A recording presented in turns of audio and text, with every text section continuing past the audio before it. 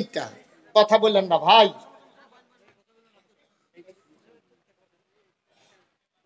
যে কথা হাফানার দেওয়া হইলো, কথা শেষ করেন।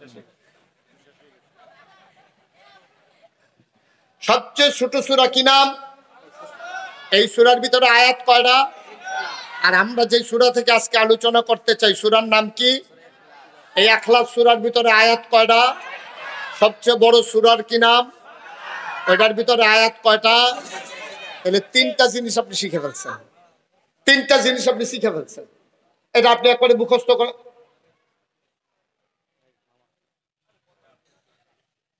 এটা আপনি মুখস্থ করবেন সারা জীবনের জন্য। আবার বলি, হ্যাঁ, সবচেয়ে ছোট সূরার নাম কি? সবাই বলতে হবে কি নাম? আপনিও কইয়েন, জোরে কইয়েন কি নাম? এটার ভিতরে আয়াত কয়টা? এর পরের বড় সূরার নাম কি? না, সবচেয়ে বড় সূরার নাম হলো বাকারা। এটার ভিতরে আয়াত কয়টা? আর আমরা যে সূরা থেকে আজকে আলোচনা করব সূরার নাম কি? এটার ভিতরে আয়াত কয়টা? এবার আসে এই সূরা সম্পর্কে আল্লাহ রাসূল সাল্লাল্লাহু আলাইহি সাল্লাম বলেন, এই সূরাটা হইল কোরআনের 3 ভাগের 1 ভাগ। সুবহানাল্লাহ বলবেন না? তাইলে 3 ভাগের 1 ভাগ এই সূরা ইখলাস। তাইলে এত 30 পারা কোরআন, হ্যাঁ, 6666টা আয়াত। তো 3 ভাগ করলে 6600। তো হইলে 6000 3 ভাগ করেন, তাইলে হয় কয় হাজার? 2000। 600 3 ভাগ করেন, তাইলে কত? 200। 66 3 ভাগ করেন, তাইলে কত? 22। তাইলে 2222। এটা হয় 3 ভাগের 1 ভাগ। অথচ নবীজি বলতে, খুব খেয়াল করেন, অথচ নবীজি বলতেছে এই 4টা আয়াত সম্বলিত সূরা ইখলাস এটা কোরআন শরীফের 3 ভাগের 1 ভাগ। আর আজকে কোন সুবহানাল্লাহ লইয়া পড়বেন, সুবহানাল্লাহ কইয়া। 2222টা আয়াত মিল্লা 3 ভাগের 1 ভাগ হয়।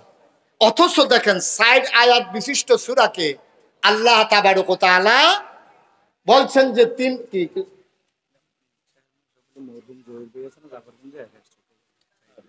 এটা কি এখন আমার কোরআন শরীফের আলোচনা থামাইয়া বলার বিষয়? কেমনে বুঝাইতাম?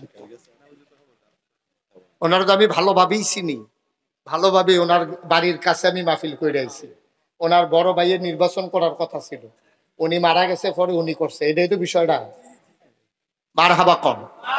ওনার এলাকায় তো আমি মাহফিল, আর এই এলাকা তো আমার এলাকা, আমার ঘর। মারহাবা বলবেন না? জি, এখন কথা বললেন, একটু সুযোগ দেন, আমিন বলেন। এরপর আমরা চেয়ারম্যান সাহেবের থেকে একটু কথাও শুনবো। চেয়ারম্যান সাহেবের জায়গাইবো ইনশাআল্লাহ। মারহাবা কম। এটা উনি তো চেয়ারম্যান না নাকি? চেয়ারম্যান, বর্তমান চেয়ারম্যান। এই ইউনিয়নের নাম কি? জাফরগঞ্জ। এটার আগে ছিল সোহরাব ভাই চেয়ারম্যান ছিল। হ্যাঁ, সোহরাব ভাইয়ের জায়গায় উনি আসছে, মাশাআল্লাহ, আলহামদুলিল্লাহ। তো এটা আমিও না চিনানোর কথা, আপনারা তো চিনে নেবে। মারহাবা কন, জোরে কন, আরো জুড়ে। তাইলে এই 4 আয়াত বিশিষ্ট সূরাটা কোরআনের 3 ভাগের 1 ভাগ, সুলুসুল কোরআন। কোরআনের 3 ভাগের 1 ভাগ বলা হয় এই সূরাকে। মুফাসসিরিনে কেরাম, কোরআন নিয়ে যারা গবেষণা করেন, তারা বলেন যে এটার 3 ভাগের 1 ভাগ যে বলা হয়, এটা আয়াতের কারণে না, সংখ্যার কারণে না, বড়র কারণে না, পরিমাণের কারণে না। কেন বলা হয়? গোটা কোরআনটার ভিতরে 3টা বিষয় নিয়ে কথা কইছে। ওরা কোরআনটা যদি আপনি বলেন যে নাগাইশের পিসা হুজুর পুরা কোরআন শরীফের মূল বিষয়বস্তু কি, তাইলে আমি বলবো 3টা জিনিস। একটা হচ্ছে তাওহীদ, 2 নম্বরে হচ্ছে রিসালাত, 3 নম্বরে হচ্ছে আখিরাত। তাওহীদ মানে আল্লাহ, 2 নম্বরে রিসালাত মানে হচ্ছে নবী রাসূলগণ, 3 নম্বরে আখিরাত মানে পরকাল। তাইলে বলি হুজুর 3টা বিষয় নিয়ে যদি কোরআনে কথা হয়, তাইলে বাকি যে আয়াতগুলা এত বেশি বেশি আয়াত, তাহলে 3টা বাকি কি? বাকি হইলো এই 3টা জিনিস বুঝানোর জন্য। সুবহানাল্লাহ বলবেন না? বাকি হইলো বুঝানোর জন্য, এই 3টা জিনিসকে বুঝিয়ে দেওয়ার জন্য বাকি আয়াতগুলো আল্লাহ নাজিল করে দিয়েছেন। বন্ধুরা আমার, ভাইরা আমার, আমার আল্লাহ রাব্বুল আলামিন এই আয়াতে কোরআনের এই সূরা এমনে এমনে নাজিল করেন নাই। যখন আল্লাহর নবী দ্বীনের দাওয়াত দেওয়া শুরু করলেন, দাওয়াতের মূল বিষয় ছিল তোমরা পড়ো লা ইলাহা ইল্লাল্লাহ মুহাম্মাদুর রাসূলুল্লাহ। তিনটা বিষয়, এই মূল বিষয়ে এদিকে এদিকে। আমি তো কথা বলতে বোধহয় পারবো না, না দয়া করে আমাকে ছেড়েই দিতে হবে। আমি বলতে বাইক ছেড়ে দেওয়াই উচিত না? আমি কি করব? আমি তো আজ উঠছি প্রায় 20 মিনিটের মতো হয়ে গেছে, আমি তো কথা শুরুই করতে পারলাম না। এত নড়াচড়া করলে, এত কিছু করলে তো লাভটা কি মাহফিল দিয়া বলেন? এটা তো জনসভা না ভাই, যে অমুকরে চেয়ার দিলে খুশি হইব, অমুকরে চেয়ার না দিলে বেজার হইব। এটা তো মাহফিল, যার যেখানে পারে বসে যাবে। এখানে নিয়ে টেনশন করার দরকার নাই, কে আসলো, কে গেল, কে বসলো, কে বসলো না, এটা নিয়ে তো টেনশনের দরকার। এটা কোরআনের মাহফিল, এটা তো জনসভা না যে নেতারে চেয়ার দিছে না গেলে নেতায় রাগ হইয়া কর্মীরা লইয়া বাড়ি গেছে গে হেগুল দিয়া পিছিয়ে দিয়া। বিষয়টা এরকম না তো। এখানে কোরআনের মাহফিল, সব বান্দারা সমান। আমি শুধু একটু ওচাতে বসা লাগছে যেহেতু আপনারা আমাকে দেখতে পারেন, তাহলে আমি নিচে বসতেই স্বাচ্ছন্দ্য বোধ করি, ভালোবাসি। আলহামদুলিল্লাহ বলেন। শুধু আমাকে দেখার জন্য, এটা নিয়ে এত ফর্মালিটি মেনটেনের কোনো দরকার নেই। একটু চুপ করে বসেন, যার ভাল লাগে শুনবে, না ভাল লাগলে চলে যাবে। এটা নিয়ে তো টেনশন করার কিছু নাই।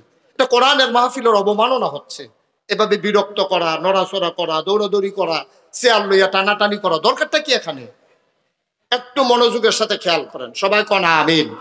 আজকে বাংলাদেশে অনেক মাহফিল বন্ধ হয়ে যায় পোস্টারে কার নাম দেবে কার নাম দেবে না এই বিষয় নিয়ে, ঠিক কিনা বলো? আমি ভুক্তভোগী, আমি জানি সব জায়গার খবর। পোস্টারে অমুকের নাম দিছে, অমুকের নাম দিছে না গেরে, অমুকের সভাপতি দিল, অমুকের সভাপতি দিল না গেরে, তারা গোষ্ঠীত কি লাড়ি বেশি না, আমরা লাস্টি কি কম নিহি?